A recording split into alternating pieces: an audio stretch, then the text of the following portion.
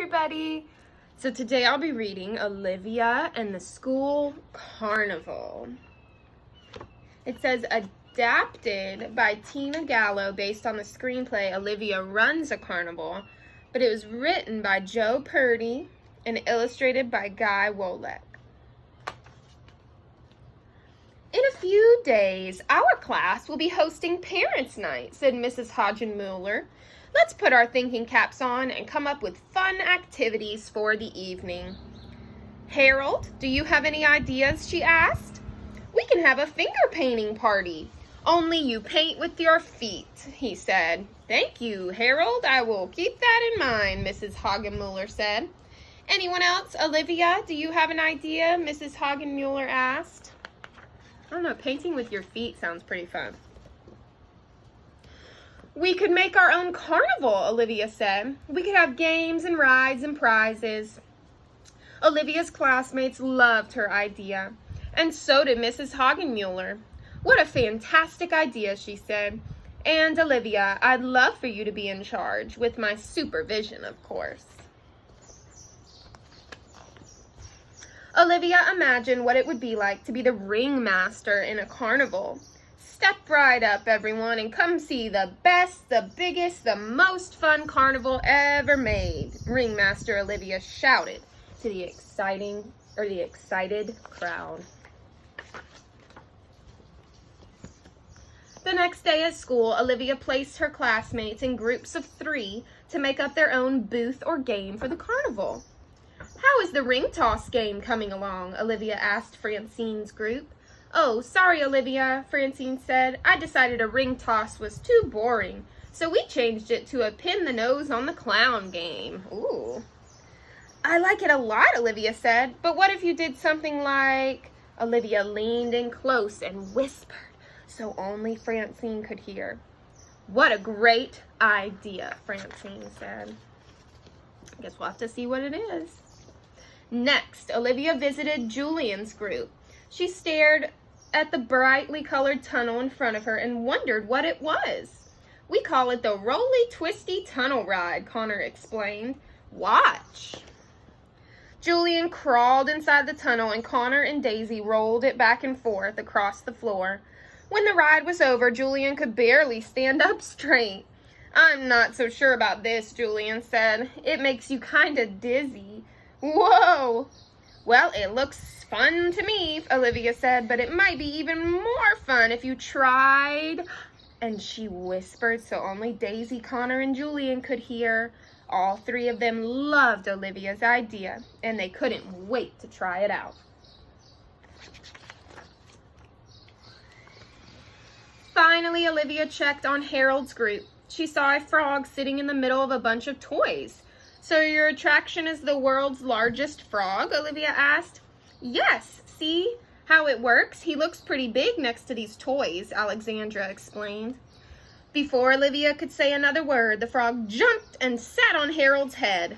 Harold turned and asked Alexandra, he won't be doing that on Parents' Night, will he? My mom freaks out about frogs. Miss Young freaks out about frogs, too. Your attraction is really great, Olivia said, but I wonder if this might make it even better. She leaned in close and whispered. Can you whisper your idea again? Harold asked. It's hard to pay attention when there's a frog on your head. Olivia took the frog off of Harold's head and whispered her suggestion right in Harold's ear, and he loved it.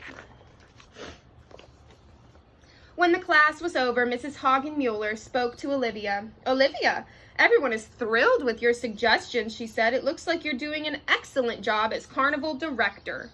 Thank you, Mrs. Hodgenmuller, Olivia replied. And how is your own special attraction coming along? Mrs. Hodgenmuller asked. Well, I have lots of ideas, but I haven't decided which one should be my extra special attraction, Olivia said. Mrs. Hodgenmuller smiled. Well, don't worry, dear. Great ideas have a way of sneaking up on you. On her way home, Olivia imagined she was surrounded by reporters with microphones and cameras. Olivia, can we see your extra special top secret attraction now? Asks one reporter. Yes, Olivia, what's under the sheet? Asks another reporter. Only the soon-to-be most talked about, most pictures taken of, world-famous, most amazing attraction ever built, Olivia says. Show us, Olivia, begs a third reporter. Sorry, but it's not ready for the public yet. You'll have to come back tomorrow at Parents' Night, Olivia tells them.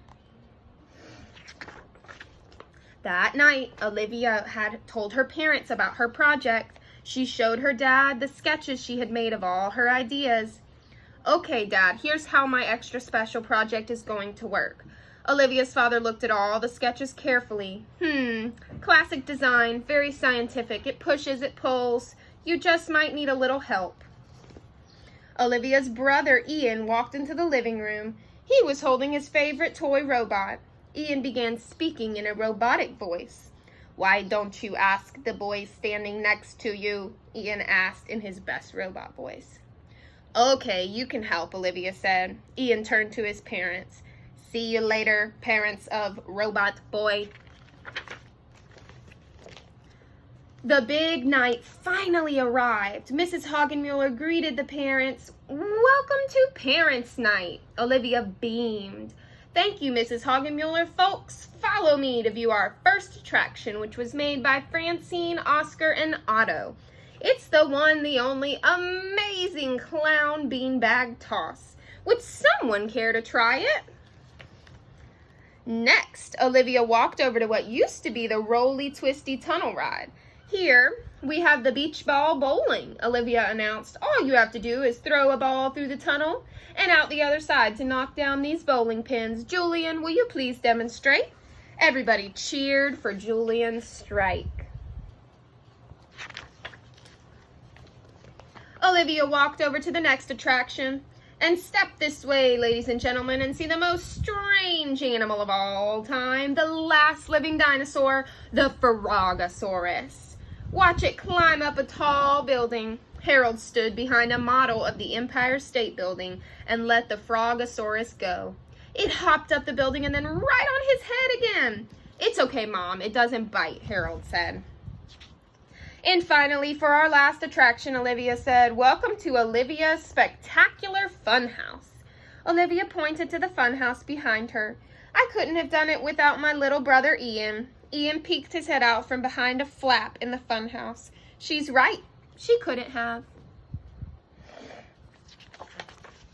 Olivia stood out in front of the funhouse mirrors. Now, watch carefully as the Hall of Mirrors transforms an ordinary boy into the amazing robot boy. Ian placed his toy robot in front of the mirrors. The mirrors made Ian's toy robot look huge. Now it looked like a real robot boy. All the parents laughed and cheered. Mrs. Hagenmuller walked over next to Olivia. Great job, everyone, she said. Parents, enjoy the carnival.